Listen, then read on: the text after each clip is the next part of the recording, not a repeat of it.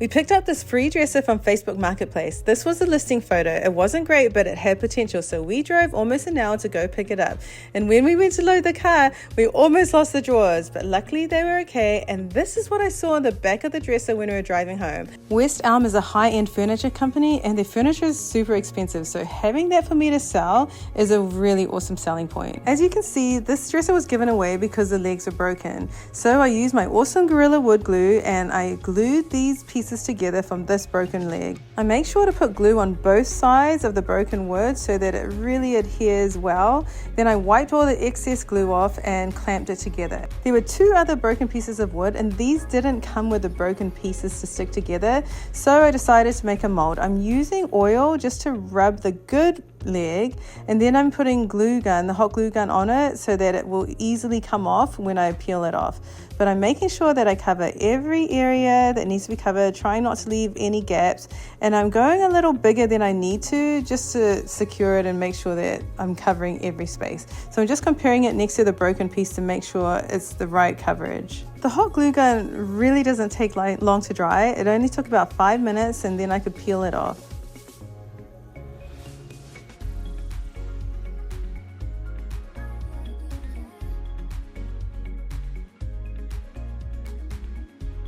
This is perfect. So now I need to get my Bondo and start filling it up. I'm using Bondo body filler. It's because that's what I have on hand. Any Bondo for me works. So I'm just gonna mix that with the tube of cream hardener that always comes with a Bondo. Once you mix these 2 together, you only have like a few minutes, if that, before it hardens. So I've got to do this quickly. I'm putting a bit more oil on the inside of the mold so that when I peel it off, it doesn't stick to the Bondo, just making sure everything comes off smoothly. So I'm filling this up, and I realized that I didn't make enough, which is fine. I just quickly made another batch so that I can apply it to the broken leg before it hardens.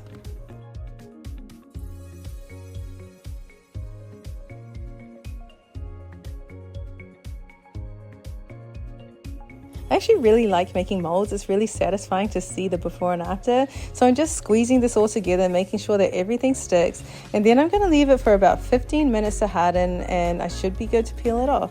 Just wiping the excess Bondo off.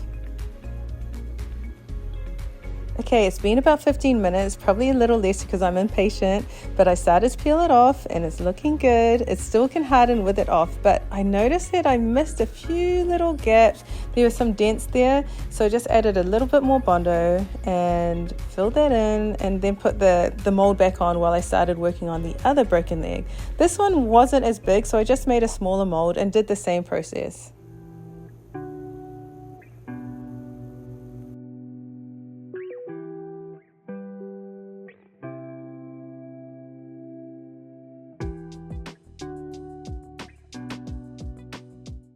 Time to peel this one off. That's looking really good too. See that little dot in the middle? That's just where the screw goes. So I'm going to fill that. Once it dries and I sand everything down, I'm going to put new screw holes in there. So I'm using 180 grit. I'm just sanding everything down, making it nice and smooth and getting it ready to prime. I have to say, this is pretty satisfying seeing how it's turning out. I love that I was able to fix these broken legs, and you can't even tell once the paint is on that they were ever broken.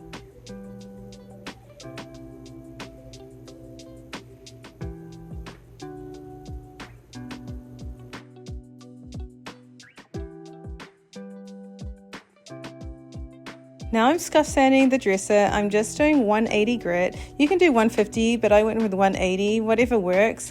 And I'm just making sure that I get all the shine off so that the primer will stick well. So these are the paint colors that I'm going to choose from, and I can't decide what to use for this piece of furniture because they're all such beautiful colors. So this is Sherwin-Williams Accessible Beige, this is Bare Cracked Pepper, and this is Sherwin-Williams Dried Thyme. Aren't they all such beautiful neutrals? I ran out of primer, so I went to Walmart and bought this Kills All-Purpose Interior Primer. This primer was really cheap. It was about $10, but it wasn't worth it. Sometimes paying less just isn't worth it. I had to redo some parts 3 times because of bleed through, and some parts scratched off. So I'm going to stick to my original primer, which is Bin Shellac, and I had just enough left over, so I was able to finish my dresser with that after this one didn't work.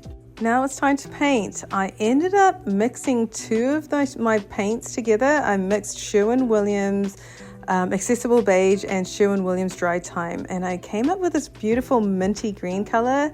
I don't know how well it will sell because it's not so much of a common color, but I don't know. I just went with my gut and I really liked it, so we'll see.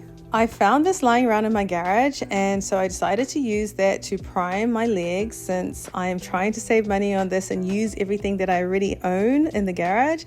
And it worked well. It was good, just what I needed to prime these legs.